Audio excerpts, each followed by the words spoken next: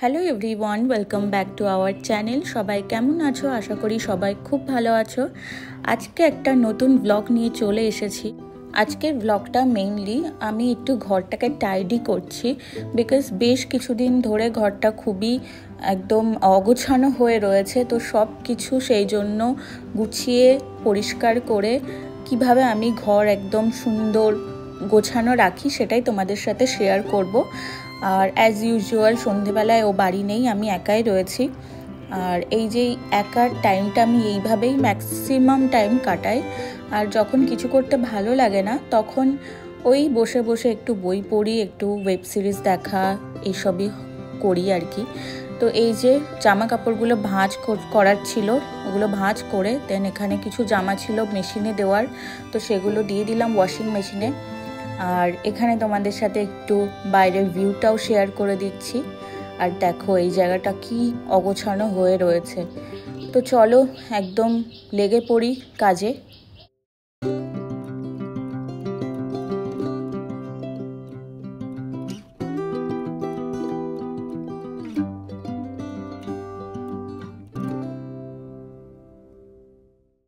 আমি বেসিক্যালি সন্ধেবেলার টাইমটা এইসব কাজগুলো করতে খুব পছন্দ করি, কারণ সন্ধেবেলার টাইমটা খুবই চারিপাশটা একটু নিস্তব্ধ হয়ে আসে। তো সেই জন্য আমার ভালো লাগে এরকম একা একা শান্ত মাথায় এই ঘর গোছানো বা যেই ডিপ ক্লিনিং যেই জিনিসগুলো থাকে বাড়ি, সেগুলো করতে আমি খুবই পছন্দ করি। তো তোমরা কারা কারা এরকম করতে পছন্দ করো, তোমরা কোন টাইমটাকে প্রেফার করো এইসব কাজগুলোর জন্য অবশ্যই জানিও কিন্তু।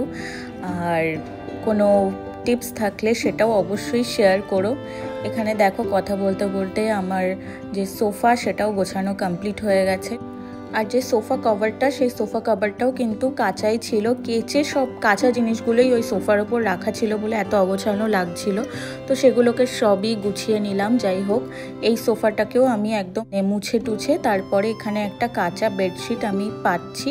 আর এটা হচ্ছে sofa cum bed. Sofa cum বেডে আমি এরকম বেডশিটটাকে ফোল্ড করেই পাতি।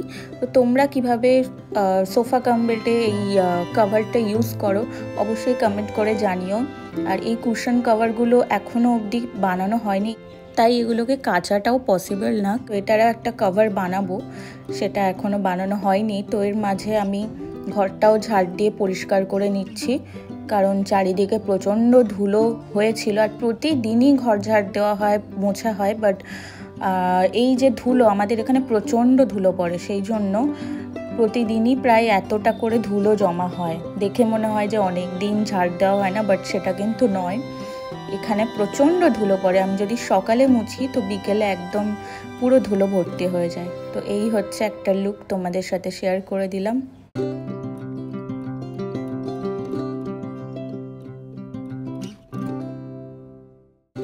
এরই মাঝে আমি চলে এসেছি কিচেনে। আজকে বানাবো একটু স্পেশাল কিছু ডিনারে বানাবো। তো সেটার জন্য দেখো এখানে চিকেন নিয়ে এসেছি, আর এটা হচ্ছে ক্যাপসিকাম, পেঁয়াজ, এগুলো কেটে নিই। তো কাটিং দেখে নিশ্চয়ই তোমরা একটু গেস করতেই পারবে। তো ভিডিওটা পজ করে অবশ্যই কমেন্ট করে জানিও আমি আজকে কি বানাচ্ছি।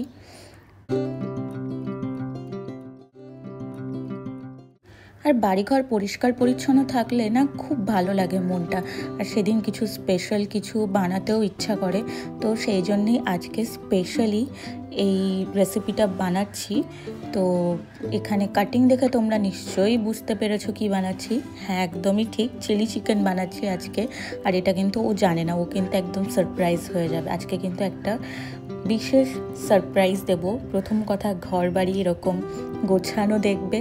2 নম্বর কথা, এরকম একটা সুন্দর রেসিপি, সেটা ওর আমার দুজনেরই খুব প্রিয়। আর হ্যাঁ, রুটি দিয়ে খাওয়াবে। তো রুটিটা ওকে বলে দেবো আনতে, কারণ আমি আর রুটি বানাতে পারছি না, সেই জন্য। তো ওই নিয়ে আসবে রুটিটা। মাঝে মাঝে যখন রান্নার চাপ বেশি থাকে তো ওই বাইরে থেকে রুটিটা নিয়ে আসার। আমাদের এখানে পাশে খুব ভালো পরিষ্কার পরিচ্ছন্নভাবে একজন খুব সুন্দর রুটি বানায়। তো এই যে রান্না আমি স্টার্ট করে দিয়েছি, একে একে সব মশলাগুলো করে নিয়েছি। এখানে দেখো সমস্ত পেঁয়াজ, ক্যাপসিকাম, টমেটো দিয়ে সমস্ত কিছু এটাকে ভালো করে সস টস দিয়ে বেশ এটাকে ভালো করে নাড়িয়ে চড়িয়ে দেন চিকেনটা নিয়েছি। চিকেনটা প্রথমে ভেজে নিয়েছিলাম ম্যারিনেট করে। তো এটা যদি তোমরা রেসিপি দেখতে চাও অবশ্যই কমেন্ট করে জানিও, আমি একদিন ফুল রেসিপি অবশ্যই তোমাদের সাথে শেয়ার করব। তো এই যে টেবিল রেডি করে দিয়েছি, এখন আমরা ডিনার করতে বসবো।